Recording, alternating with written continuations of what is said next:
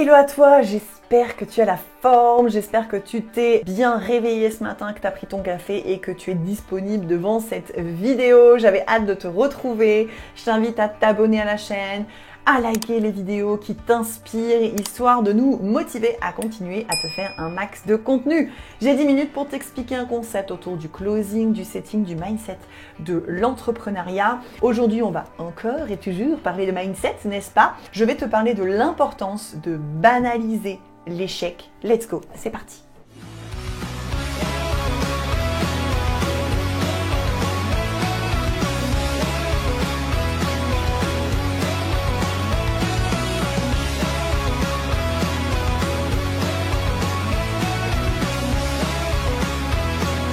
Alors l'échec, c'est quoi? L'échec, ce n'est qu'une expérience. Fin de la vidéo, tout est dit, merci, bye bye. Non, je déconne.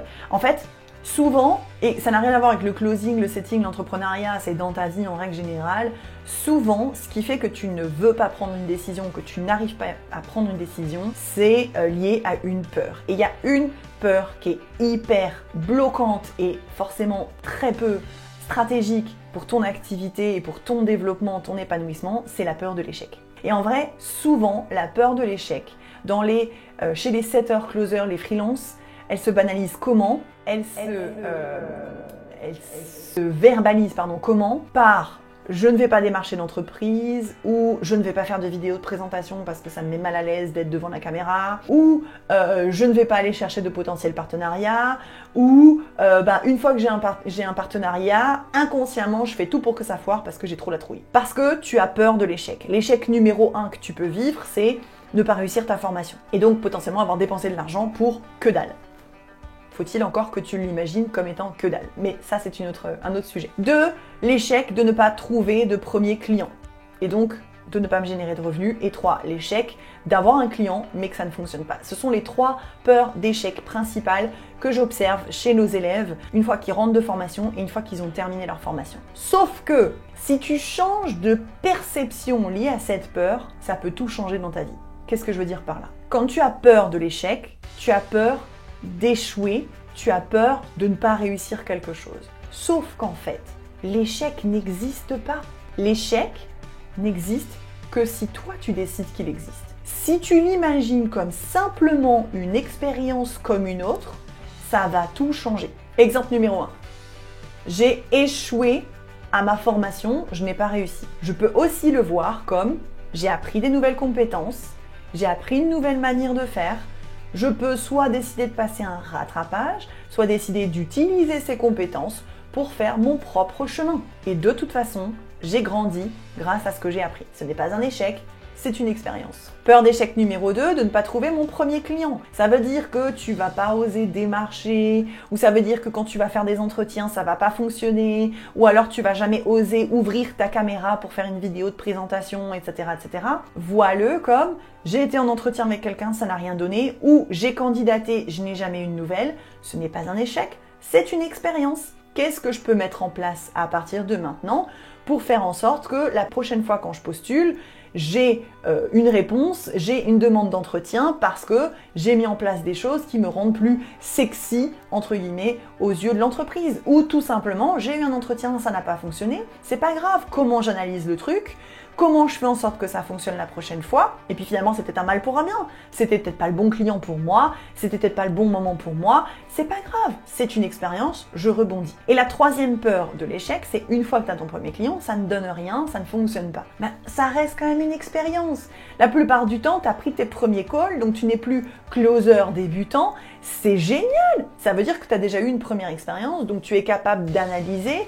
Est-ce que ça n'a pas fonctionné qu'à cause de moi? Est-ce que ça n'a pas fonctionné qu'à cause du client? Ou est-ce que ça n'a pas fonctionné à cause des deux? Je te dis tout de suite, généralement c'est à cause des deux, c'est rarement à cause d'une seule partie. Donc c'est dire que c'est aussi de ta faute, consciemment ou inconsciemment. Comment je fais pour que la prochaine fois ça fonctionne? Qu'est-ce que je retiens de cette expérience pour me dire que finalement le B2B c'est peut-être pas mon délire, peut-être que c'est plus le B2C.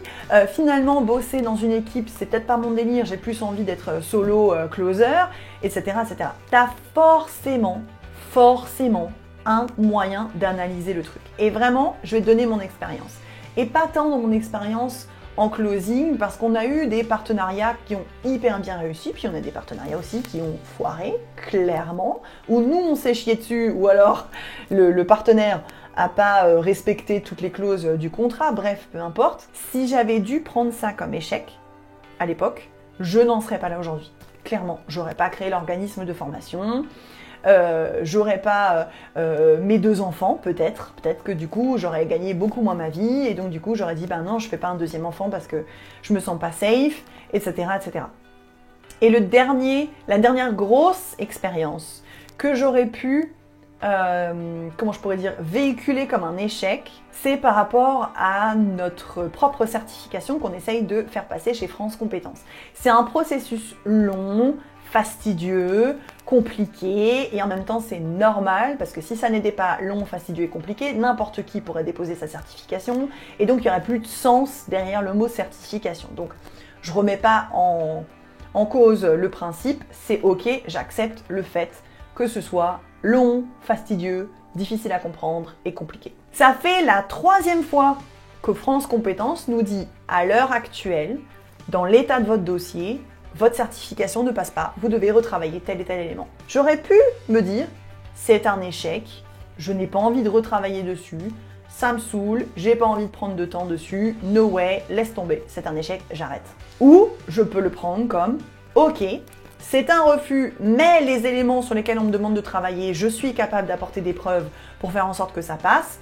C'est long, c'est fastidieux, c'est compliqué, c'est saoulant de prendre autant de temps sur parfois quelques points de détail, mais je ne le prends pas comme un échec, je retravaille dessus et on repart dans la bataille. Tu vois ce que je veux dire? Ta perception des choses change tout. Et c'est la même chose avec les peurs, tes croyances limitantes, ta peur de l'échec, t'as peur d'avoir trop d'argent, t'as peur de... C'est lié à absolument tout. Ta perception des choses, quand tu la changes, peut tout changer. J'espère que cette vidéo t'a plu. Je vais terminer mon café, n'est-ce pas? À moins qu'il soit déjà froid. C'est pas grave. Je te retrouve demain matin pour une prochaine vidéo. Je t'embrasse, passe une belle journée. Ciao, ciao!